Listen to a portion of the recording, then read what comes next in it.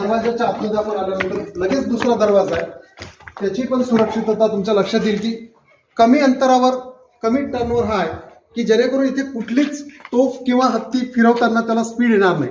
वरच्या बाजूला आपण पाहतोय की सैनिकांना उभे राहण्यासाठी जागा आहे, जिथून गरम तेल जे आहे ते ओतलं जाईल किंवा दगडांचा वर्षाव करून शत्रू सैन्य जे आहे ते नामोहरम करता येईल. आतमध्ये आपण आल्यानंतर इकडे देखील काही जागा आहेत.